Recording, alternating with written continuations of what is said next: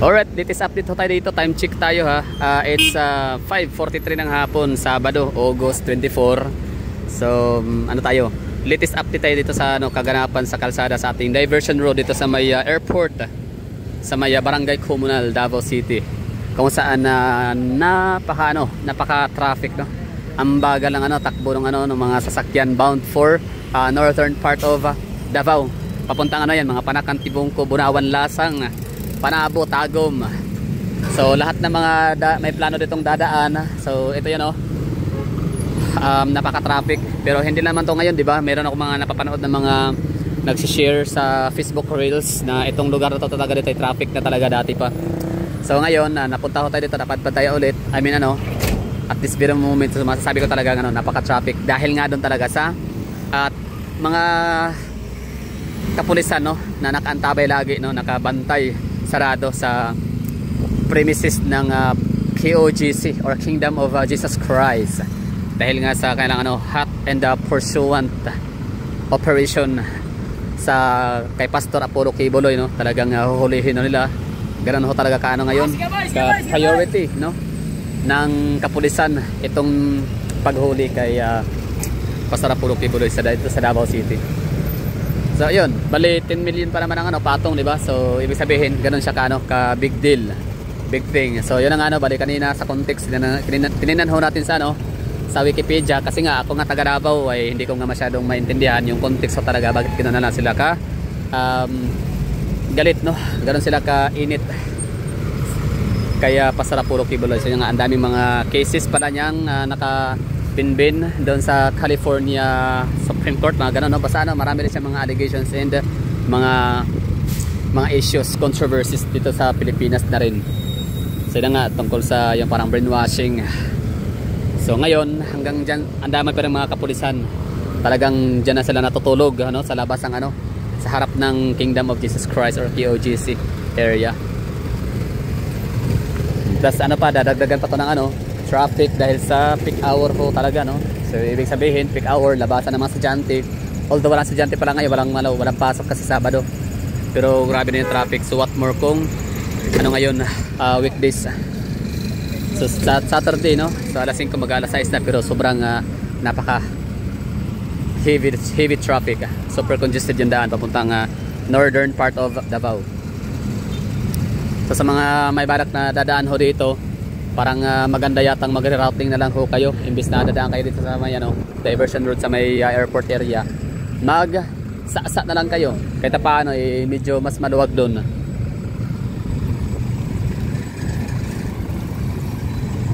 Yan sobrang siksikan. Shoutout pala kay Ma'am Irene at sa kanyang anak na nakita natin kanina. Hi, hello, shoutout Ma'am Irene, follower na natin.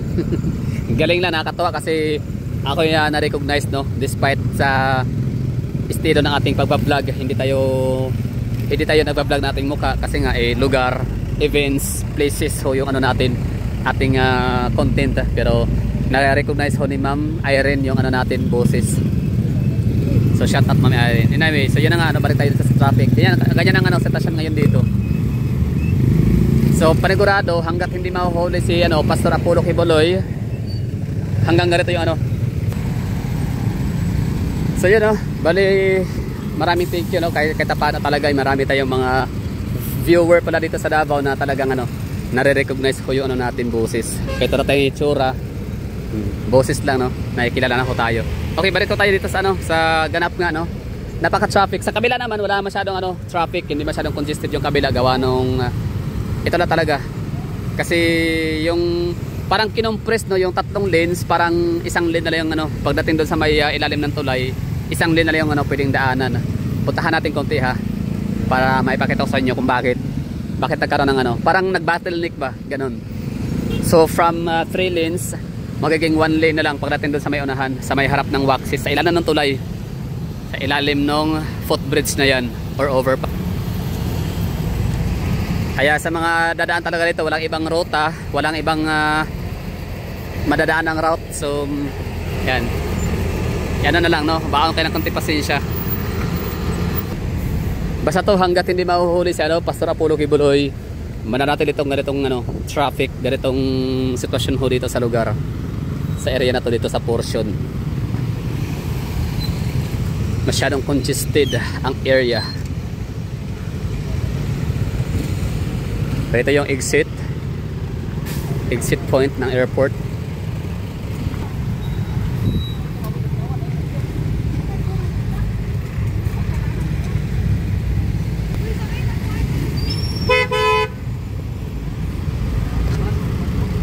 Lapit na konti ha, para maipakita ko sa inyo kung bakit nagkaroon ng traffic.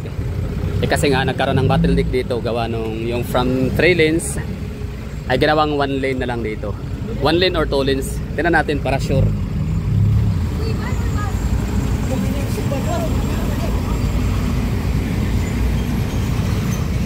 Di pa rin sila nakasakay oh. Kanina pa yan sila.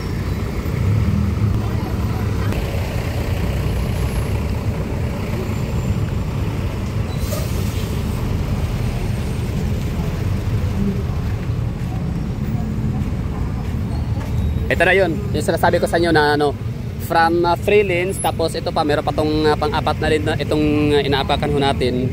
Igalawang 1 lane na lang ho talaga siya. Tignan natin ha. Yun oh.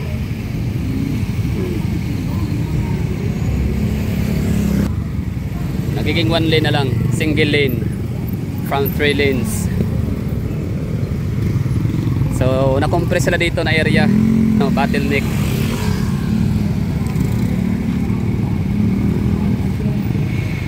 Kaya sa mga dadaan ho dito, papuntang ano, Panakan relocation, papuntang Panakan, papuntang northern part of Davao, medyo aabisawan ko na kayo na magkakaroon na kayo ng ano, magre-routing ho kayo.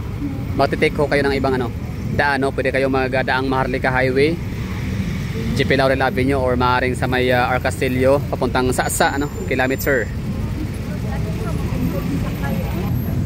So yun o, itong ano, pamilya sila, 5 piraso katao. Inabisuhan ko sila kasi tinanong nila tayo kung saan daw sasakay ng papuntang Davsam. Dito sana, ito yung tama yung ano, itong lugar na to dito.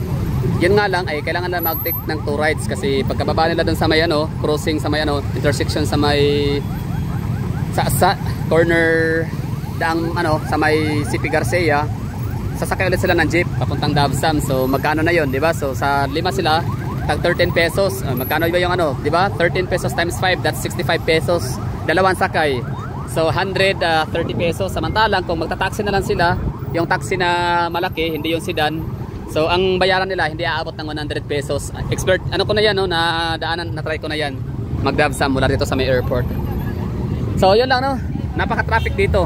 Bakit traffic? Dahil nga sa nagkaroon ng ano, nagkaroon ng closure, no, sa mga main roads. Ibig ko sabihin sa ano, sa ibang mga lanes. So from 4 lanes nagiging single lanes na lang.